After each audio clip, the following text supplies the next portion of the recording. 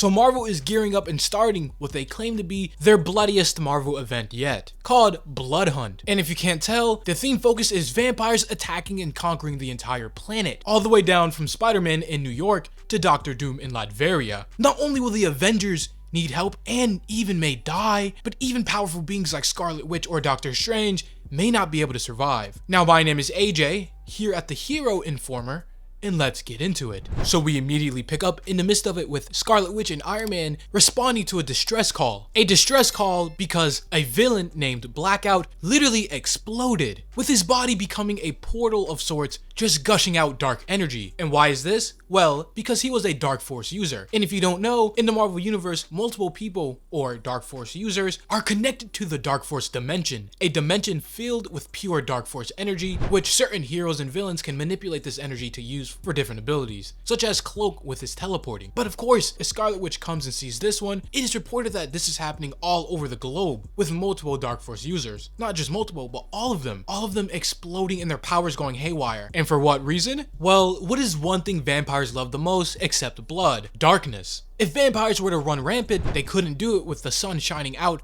burning them. So somehow, they've organized together and crafted a plan to black out the sun from the entire Earth, meaning the Earth is plunged into eternal darkness, in which this comic calls it the sun death. And a major event like this causes absolute chaos and destruction around the globe, as something like this would, as we even see a little montage and countdown of multiple Dark Force users suddenly succumbing to whatever force is causing their powers to mess up and go haywire, causing them to explode, plunging the world into darkness. And of course, with the world now in darkness, the vampires attack, as we see multiple places on Earth, from Italy, Nigeria, Canada, chaos ensuing with vampires running rampant, killing and or turning all people they can find. And this happens all around the globe, every continent, even bringing it to Latveria, as we see vampires chasing people to the borders, but as soon as they get in, they're burned, as Doctor Doom is no slouch and has his borders secure. And I'm really interested to see how Doctor Doom will play into this whole event, and if he will either shut himself off to the rest of the world, or even try to help the heroes stop this vampire invasion. Moving over though, we go back to New York, where we see Spider-Man, specifically Miles Morales, dealing with problems and vampires of his own, literally stabbing him with his electric venom weapon construct into the form of a blade or a saber. And as he takes down a vampire, he says, what will Blade do in this situation? And lucky for him, Blade shows up, saying that is a good question, isn't it? Things are looking bad, Spider-Man,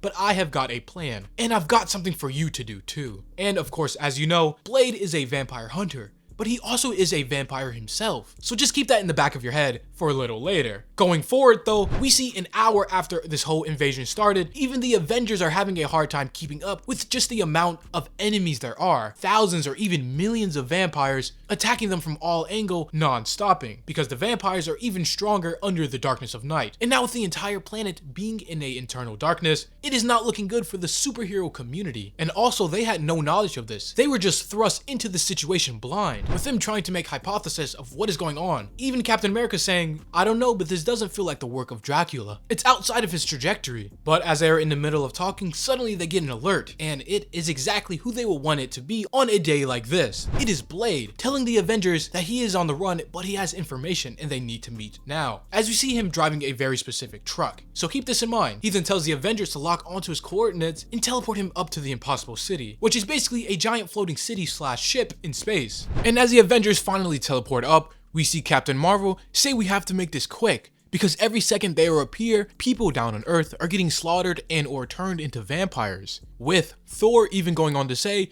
they have the numbers and we do not have the time, at least not without the sun. And unfortunately for the Avengers, this may be the last time some of them are even alive, as something really crazy happens just now. As you cut over and see the truck that Blade was driving teleport up into the space station with the Avengers, coming to a screeching halt. And with this all being very confusing, Captain Marvel then approaches the truck saying, yo Blade, what is even going on? But just then, everybody on the ship clutches their head in pain as a mind-shattering psychic attack hits. And believe me, it must be pretty powerful if it can incapacitate the likes of Thor and Scarlet Witch, both who have pretty good mental defenses. But who are the culprits behind this? Well, we cut over to see the Blood Coven, these nightmare-inducing creatures, with each one of them looking like they could be out of a horror film. But we then see the giant pale one, whose name is Bloodstorm 1, say, "My warriors have been waiting for this." As you see, this isn't just a random group of villains, no. They've been prepared. They've been planning for this, training. Each one of these members are not only a vampire, but also were brought on because they directly counter one of the Avengers. And you might say, okay, well, they countered the Avengers, but they're still vampires, right? The Avengers can handle some vampire villains. Well, no, these are not any ordinary vampires. They are super vampires. So you know how vampires feast on human blood? These super vampires feast on superhuman blood, making them exponentially stronger than your average vampire, say attacking a normal human. So the Avengers are in for a tough and rough time. But we actually get some names for these new faces. With Megrum being the one doing the psychic static, we also have a creature named Cruel, who looks to be wrapped in metal razor wiring. Then we have another one named Unusual. Then we have Damascene and Smoke Eater. Each of these creatures' powers directly counter one or two of the Avengers. And as their leader, whose name is Bloodstorm 1, gives them their targets, the battle then starts, with Smoke Eater inhaling some kind of smoke or ghost as his powers allow him to transform depending on which spirits he ingests. We see the fight immediately start, with the creature named Unusual taking Scarlet Witch, the creature named Damascene slashing at super speeds, cutting Thor. And keep in mind, this is no small feat of power. Some people might say Thor has bad piercing durability, but no average person, you or I, could take a knife and just cut Thor. No, you need something stronger than that. With their leader even going on to say, the Damascene can cut anything, Thunder God, be it Asgardian flesh or intangible synthezoid molecules, as we see it effortlessly throw a spear cutting through vision. And with Iron Man now joining the fold, saying we'll see about that, before he is able to even do anything, suddenly his whole suit shuts down, as the metal wiring creature named Cruel gets a hold of him. Now, Cruel is kind of interesting because even though he looks like he's just wires, it also seems like he has some kind of control over technology, which I could be wrong, but I'm just making an observation. And Iron Man falls to the ground in pain with his suit shutting down. The Avengers are getting picked off one by one, with Captain Marvel still struggling against a psychic hold, before then getting beat down by Smoke Eater, who is now transformed into a beastier form. We then see their leader, Bloodstorm 1, attack the leader of the Avengers, Captain America, with the creature doing this purposefully, saying, "Ah, Captain America, you I particularly want. You will be a fine prize for the master when I turn you. You'll be our symbol, and then your species will weep." Just showing you that even though these 6 creatures are powerful, none of these creatures are the mastermind on this whole invasion. There's still someone else above them, who we might even see later. But again, the Avengers try their best to survive this encounter, as we see the Unusual One.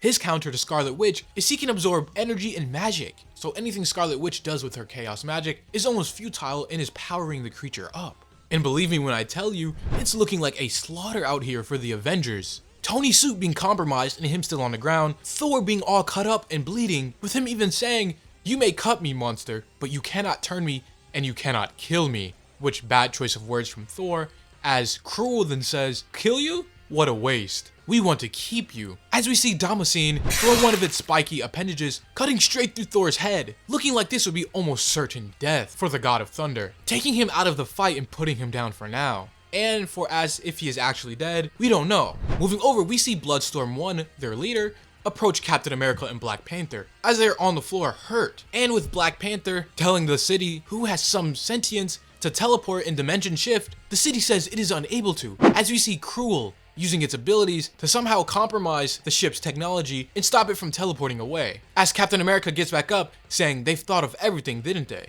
But Black Panther has a plan in mind, as he says not quite, and charges for them, using himself as a distraction as he then emergency evacuates the rest of the Avengers, teleporting them back to Earth down below, much to their dismay. As Captain America is the first one to be teleported, we see Bloodstorm plunge his fist through T'Challa, seemingly killing him on the spot. But the Avengers cannot even avenge their teammate, as the ship is in the middle of teleporting them away. And with Black Panther's seemingly last words being, "Can't let them have the symbol, because the world will need a symbol," referring to Captain America and keeping him alive above all else. As the Avengers teleport away, much to the rage of the leader of these vampire creatures, with the only ones being left behind being Black Panther's body, Thor still on the ground cut from being stabbed through the head, and Scarlet Witch, who is in some kind of bubble or prison. And not only was this a humiliating defeat for the Avengers, but this went the worst way possible that it could have. All of them are hurt and damaged, and they even lost half of their squad without even doing any damage to the vampire creatures.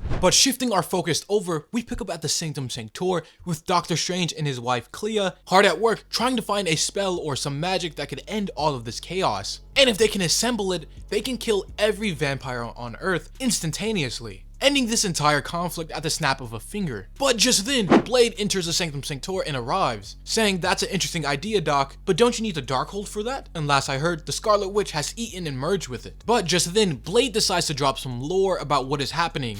You see, the vampires and everybody involved call themselves the Structure. They are a vampire cult that was spreading across the world before their leader was killed by Moon Knight. But unfortunately, the Structure found new leadership, and new leadership with a plan. You see, this new leader had 3 goals and 3 steps. Step 1, use Atlantean rituals to detonate Dark Force users and turn them into portals to block out the sun. Step 2, global uprising, mobilizing legions of mass-turned maniacs and vampires all across the globe, striking at population centers. And step 3, taking out the Avengers and other superhero heavy hitters. And as we saw before, the Blood Coven were definitely a match for the Avengers, especially with them being handpicked for certain weaknesses against them. And now with this new pressing news, Doctor Strange then says, "It is more important than ever that we assemble the formula for the spell." And with Blade now being suspicious, saying, "Would you really do that? Kill every vampire on Earth? Some of them are even on your side, aren't they?"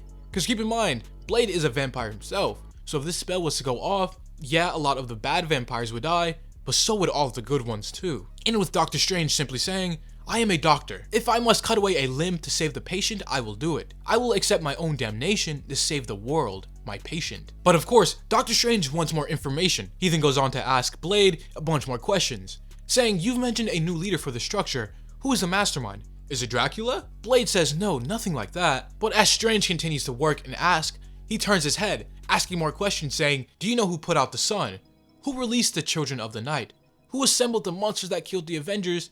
And who is the leader of the Structure?" And in an absolutely shocking twist, Blade says it's me. He is the leader of the Structure while stabbing Strange through the chest with a blade, presumably killing him on the spot. As it seems, Blade has turned against humanity as he's the leader of the Structure and the cause of this entire vampire chaos in the first place. But we will find out more next time as this issue comes to an end. So yeah, what did you guys think about this story? Now, me personally, I thought it was pretty interesting. But I've seen a lot of people say that this is nothing more than a generic vampire story in the Marvel Universe and they could have done better. But this is only issue 1, meaning it can get a lot more crazier than it already is.